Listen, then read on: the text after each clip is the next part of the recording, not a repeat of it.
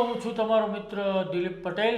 આજ રોજ જ્યારે આપણે પંચાયતના મંચ ઉપરથી રાજકીય મુદ્દાઓ પર ચર્ચા કરવા જઈ રહ્યા છીએ ત્યારે આપણી સાથે જોડાયા છે જીએસટીવીના વરિષ્ઠ પત્રકાર એવા અનિલભાઈ પટેલ. અનિલભાઈ, તમારું ખૂબ ખૂબ સ્વાગત છે અમારા સ્ટુડિયોમાં. નમસ્તે દિલીપભાઈ.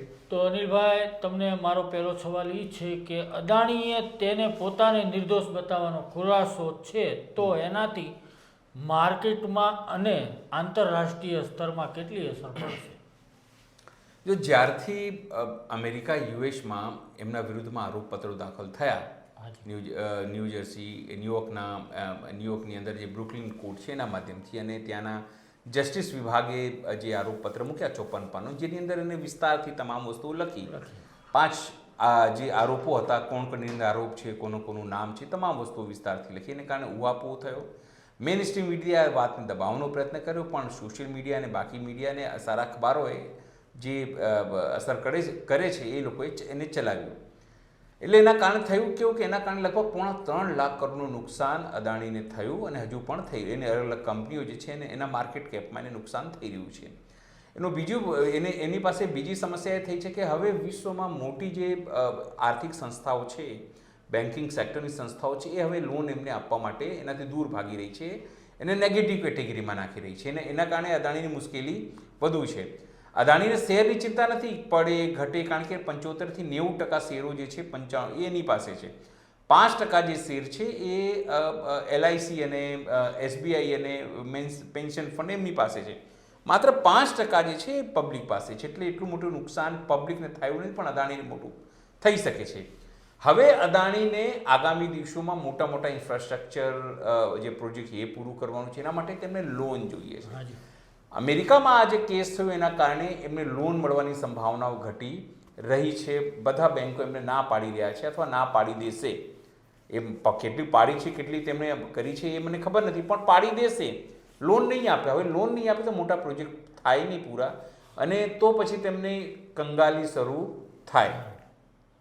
હવે શું થયું? આનાથી બચવા માટે આજે સૌથી પહેલાં તો અદાણી એક મોટો જે છે સ્ટોક એક્સચેન્જમાં જે રિપોર્ટ કર્યો, એને રિપોર્ટ ફાઇલ કર્યું, જેમાં લખ્યું કે જે 5 પ્રકારના 5 પોઈન્ટના આરોપો છે, એમાંથી 1 પોઈન્ટ અને 5 પોઈન્ટમાં ન તો અદાણીનું નામ છે, એટલે ગૌતમ અદાણીનું નામ છે, ન તો એમના ભત્રીજા જે છે સાગર એનું નામ છે, ન તો એમના જે ડિરેક્ટર હતા, એક CEO કે ડિરેક્ટર છે વિનીત જૈન, એમનું નામ છે. અને શરૂઆતથી જે ગોદી મીડિયા છે એને પ્રસારિત કરવા માંડી કે એમને ખોટું ગણાયું, નામ જ નથી. એક માહોલ બનાવવાનો પ્રયત્ન કર્યો. એના કારણે થોડું સેન્ટિમેન્ટ માર્કેટનું સુધર્યું અને થોડા ભાવ એમના ઉચકાયા. પણ લોચા ક્યાં પડ્યા? અથવા તો એમ કહીએ કે એમના પુરાવા સ્વરૂપે, અથવા તો એમની બોગસગીરી તરીકે, અથવા એમનો ખુલાસા તરીકે એમની પોલ પોતે જ ખોલવા માટે દેશના 2 દિગ્ગજ મોટા જે વકીલો છે એ આવ્યા. એમાંથી એક ભાજપના ભોંપુ છે, એટલે કે ભાજપના એ રાજ્યસભાના સાંસદ છે, મુકુલ રોહતગી અને મહેશ જેઠ મલાની. એ બંને આવે. એમને વાત કરી, તફસીલથી વાત કરી કે દેખો આ 5 પોઈન્ટ છે. 5માં પહેલું નામ જે છે, પહેલો વારો પ્લાન છે, એમાં તો નામ જ નથી. 5મું જે છે એમાં નામ, 3માં જે છે એમાં બાકીનું નામ છે. પણ હું તમારા દર્શકોને સીધું સાદું ગણિત સમજાવું. કોઈ એક શૂટર અથવા તો કોઈ એક વ્યક્તિ જઈને બીજા વ્યક્તિને કે નેતાને કે કોઈને મારી નાખે છે. તપાસ થાય, તપાસની અંદર પોલીસ એ ભાઈને પકડે છે. એમાં બે કન્ડિશન હોઈ શકે. એક કન્ડિશનમાં પેલો વ્યક્તિ કહે કે હા ભાઈ મેં જ માર્યું છે, આ નેતાએ કે આ ભાઈએ મારું નુકસાન કર્યું હતું, એટલે મેં ચપ્પુ લીધું, ઘરમાંથી જઈને મારી નાખ્યું. આ થયું એક કેસ. એમાં એક જ વ્યક્તિ જવાબદાર, હથિયાર બી એમનું, એણે જવા માટે જે વાહન વાપર્યું હશે એને પોતાની વ્યવસ્થા કરી હશે, એ માટે ડીઝલ પુરાયું હશે, અથવા જે ખાધું હશે એને મારવા માટે પ્લાનિંગ કરવા માટે એ પોતે કર્યું હશે. એક વાત તો એ થઈ. બીજા કન્ડિશનમાં શું થાય? એ વ્યક્તિ એવું કે સાહેબ મને તો હાયર કરવામાં આવ્યું હતું, આ બંદૂક મને કોઈએ બીજાએ આપેલી, આનું નાળચું જે છે કોઈ બીજા વ્યક્તિ લઈ આવ્યા હતા, આની ગોળી મને કોઈ બીજાએ આપી હતી, આવા જવા માટે ગાડી મને કોઈ બીજાએ આપી હતી, આના માટે પૈસા મને કોઈ બીજાએ આપેલા, મને હોટલમાં રોકાવાની કોઈ બીજા વ્યવસ્થા કરી હતી, અને પછી હું ત્યાં સુધી પહોંચ્યો, ત્યાં સુધી એક ભાઈ મારી પાસે હતો, અને પછી મેં એને શૂટ કર્યું છે. એટલે પોલીસ શું કરશે? પહેલો જે આરોપી છે, જે વ્યક્તિએ શૂટ કર્યું છે એને બનાવશે, એ પહેલો આરોપી. પછી પોલીસ કહેશે કે ભાઈ તને પૈસા કોણે આપ્યા હતા? તો આ ભાઈએ. તો ભાઈ બી.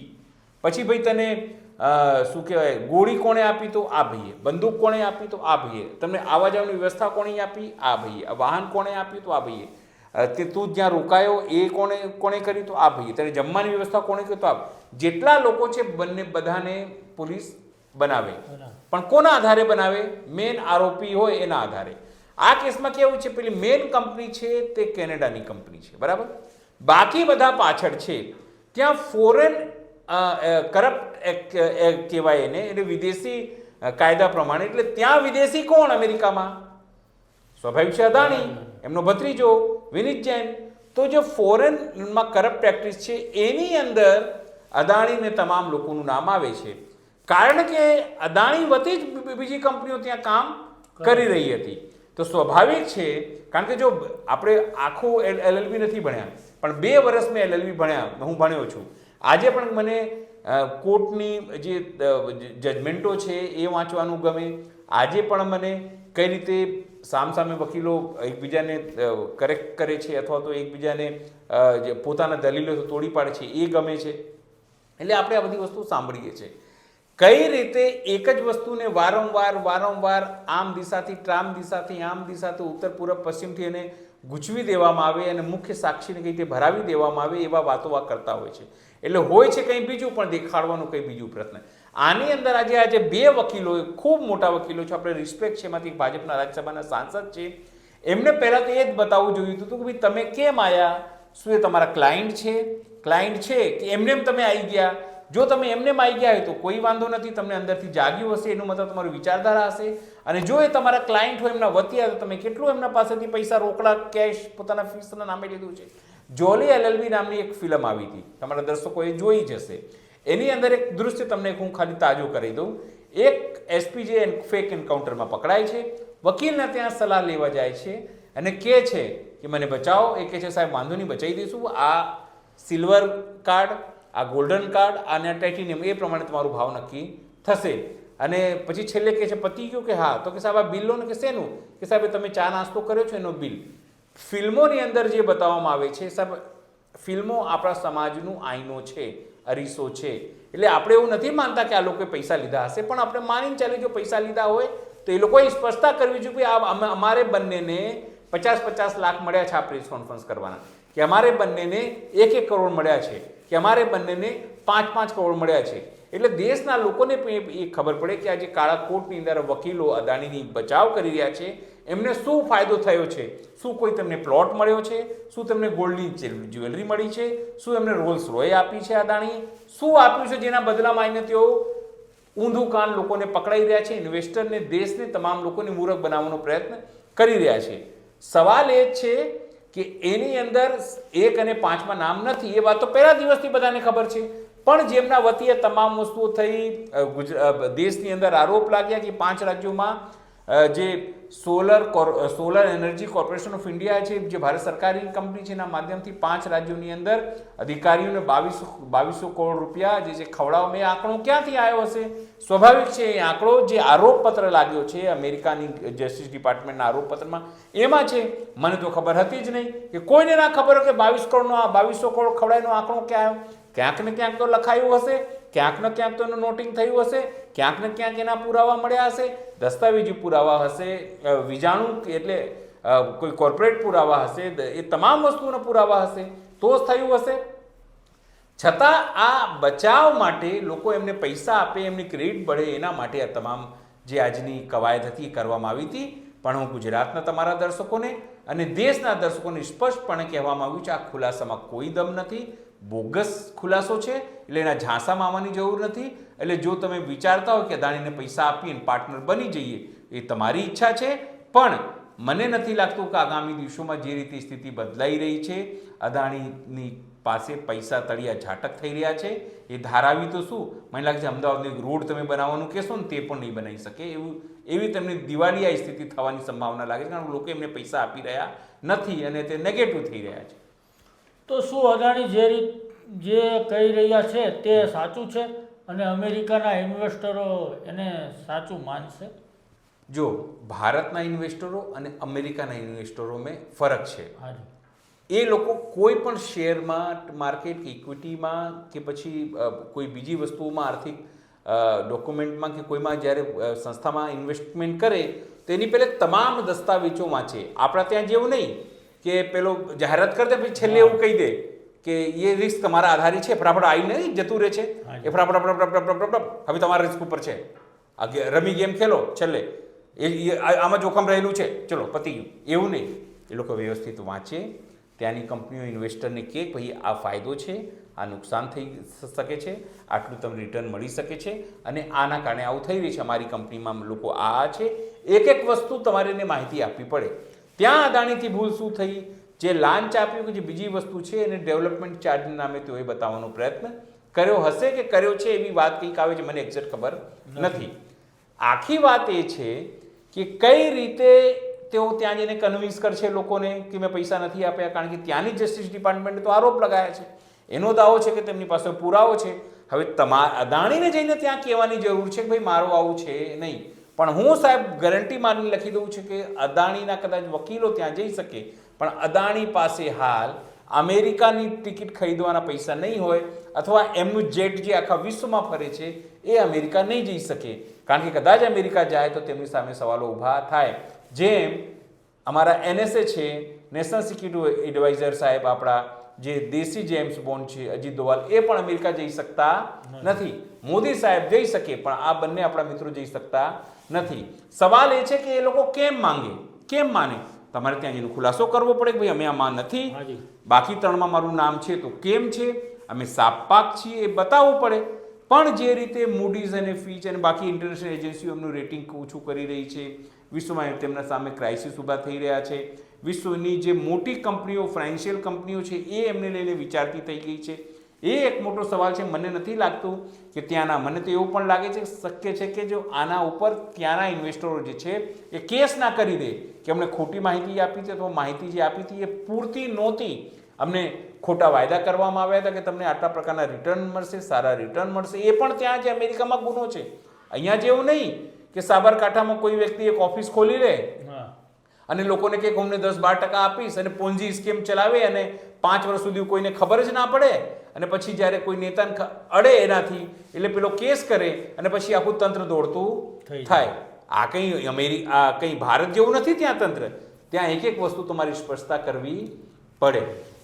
તો અનિલભાઈ, મારો ત્રીજો સવાલ એ છે કે રિટીઝ એજન્સી અને ફ્રીજ મૂડી છે અદાણી ગ્રુપની કંપનીઓને નેગેટિવ રેટિંગ કર્યું છે, તો આમાં એની કેવી અસર પડશે?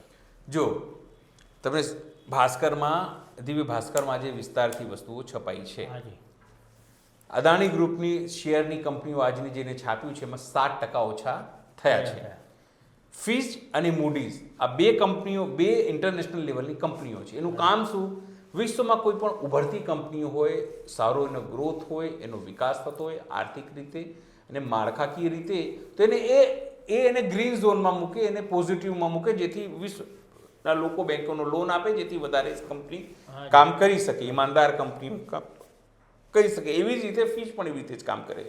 હવે વિચાર કરો, અદાણી ગ્રુપમાં જે રિપોર્ટ આજે છપાયું છે તે પ્રમાણે કે મંગળવારે ગ્લોબલ રેટિંગ એજન્સી મૂડીઝે અદાણી જૂથની 7 કંપનીઓનું આઉટલેટ જે છે એ નેગેટિવ કીધું છે. એટલે કે એનામાં એ જે એનું આઉટલેટ છે એ આઉટલુક છે આઉટલુક એનું પ્રોપર નથી, એમાં ક્યાંક ગડબડ છે, એ દબાઈ શકે છે, એમાં ક્યાંક કંઈ ગડબડ છે. એટલે એણે શું કર્યું, એની અંદર જે 7 કંપનીઓ છે એમાં અદાણી ગ્રીન એનર્જીનું નામ રાખ્યું છે, એમાં ports transmission electricity Mumbai limited, international container terminal અને ports and special economic zone limited એ સામેલ છે. એ કીધું છે કે અદાણી જૂથની કાનૂન સમસ્યાઓને એના સંચાલન પર પડી રહેલા પ્રભાવના કારણે આણે આ તમામ વસ્તુઓ કરી છે. એટલે કયું તો જે શ્રીલંકામાં થયું, કયું તો જે બાંગ્લાદેશમાં થયું, જે કેન્યામાં થયું, ઓસ્ટ્રેલિયામાં થયું, ઇવન ઇઝરાયલમાં પણ એમની બબાલ અત્યારે ચાલી રહી છે, પોર્ટ્સ ઉપર વિવાદ છે. ફ્રાન્સમાં એક કંપનીએ કીધું છે કે ભાઈ અમે તમારી જોડે નહીં કંઈક ધંધો કરી શકીએ, અમેરિકાએ તો કેસ કર્યું છે. એટલે અલ્ટિમેટલી આજુબાજુથી જે દબાણો ઊભા થયા છે એના કારણે એને નેગેટિવ જે છે બનાવ્યું છે. એ સિવાય બીજી ફિચ છે, ફિચ રેટિંગ એજન્સી 4 કંપનીઓને એણે જે છે એ નેગેટિવમાં નાખ્યું છે. એમાં કયું છે? એક અદાણી પાર્ટ્સ એનર્જી, પછી ઇલેક્ટ્રિસિટી મુંબઈ સ્પેશિયલ ઇકોનોમિક ઝોનનું જે એને નેગેટિવ કર્યું છે. અને એની સાથે એક માઠા સમાચાર એ છે કે આંધ્રપ્રદેશ સરકારે પણ શું કર્યું છે, જે તે સમય દરમિયાન પરચેસ થયું હતું એનાથી સોલર એનર્જીનું આખું કોન્ટ્રાક્ટ એની સમીક્ષા એણે શરૂ કરી દીધી છે. એના કારણે જે મોટા પાયે નુકસાન થયું છે, જે રિપોર્ટ આખો મામલો શું હતો એ તમને તમારા દર્શકોને સમજાવી દઉં કે ગૌતમ અદાણી અને તેમના સહયોગી પર અમેરિકન ફેડરલ કોર્ટનો આરોપ છે કે તેમણે 2021-22માં વચ્ચે ઓડિશા, તમિલનાડુ, છત્તીસગઢ, આંધ્રપ્રદેશ, જમ્મુ કાશ્મીર સોલર એનર્જીના સપ્લાયથી જોડાયેલા પ્રોજેક્ટ્સ હાંસલ કરવા માટે ભારતીય અધિકારીઓને કથિતપણે 2200 કરોડ રૂપિયાની લાંચ આપી હતી. લાંચનો મોટો હિસ્સો આંધ્રની વીજળી વિતરણ કરતી કંપનીઓને વીજળી ખરીદવા માટે અપાયો હતો. આંધ્રના નાણામંત્રી પૈયાવુલા કેશવ અનુસાર અગાઉ સરકારની તમામ ફાઇલોની તપાસ થઈ રહી છે. હવે તમે વિચાર કરો, એના કારણે થયું કેવું, 3.5 લાખ કરોડ 2.77 જે લાખ કરોડનું એમનું જે કેપ હતું ઘટ્યું છે. એમાં અલગ અલગ કંપનીનું નુકસાન છે અને અદાણી ગ્રીનને 78,000 કરોડનું નુકસાન થયું છે. ફ્રાન્સની કંપનીએ ટોટલ એનર્જી ગ્રુપમાં નવા રોકાણકારોને રોક્યું છે. તેમનો અદાણી ગ્રીન એનર્જી લિમિટેડમાં 19.75% હિસ્સો છે. ફેબ્રુઆરી 2023માં હિન્ડનબર્ગ રિપોર્ટ બાદ ટોટલ એનર્જીએ અદાણી ન્યૂ ઇન્ડસ્ટ્રીયલમાં 25% હિસ્સો હાંસલ કરવાની યોજના પોતાની ટાળી હતી. હવે તમે જુઓ, US international development finance corporation અભિયોગના પ્રભાવથી સમીક્ષા અત્યારે કરી રહ્યું છે. તેની પર શ્રીલંકામાં બંદર વિકાસ પ્રોજેક્ટ માટે $550 લોન પડી, એની ઉપર લોન છે એ પડી છે. એટલે અલગ અલગ કંપનીઓ, કેન્યામાં તમે જુઓ, ઓસ્ટ્રેલિયામાં જુઓ, એ તમામ કંપનીઓ જે છે ફરીથી વિચારતી થઈ ગઈ છે કે હવે તેમને લોન અપાય કે તેમના જે પણ પ્રોજેક્ટ્સમાં છે જે લોકો પૈસા લગાવવાના છે એ લગાવે કે ના લગાવે. એટલે જે નેગેટિવ રેટિંગ કર્યું છે એનું આગામી દિવસોમાં આપણને ખબર પડશે કે એના ઉપર કેટલો ફટકો પડે છે, કેટલું નુકસાન થાય છે.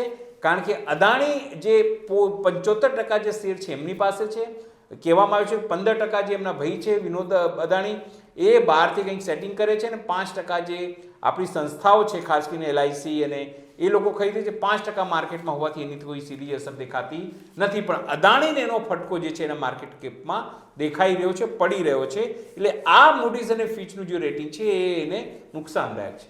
તો અનિલભાઈ, છેલ્લો સવાલ એ છે કે રાહુલ ગાંધીએ જેવી રીતે ફરીથી ગૌતમ અદાણીને પકડવાની વાત કરી છે, તો આનાથી રાજકીય અસર થશે?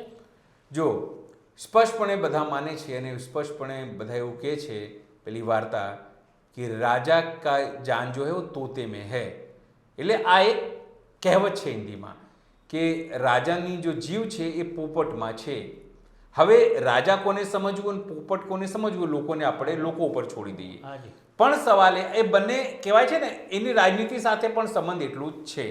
હવે સવાલ એ છે દિલીપભાઈ કે આજે જે પ્રેસ કોન્ફરન્સ કરવામાં આવી હતી એમાં બે ભાગ હતા, જે મુકુલ રોહતગી અને જે મહેશ જેઠમલાની છે એમના માધ્યમથી.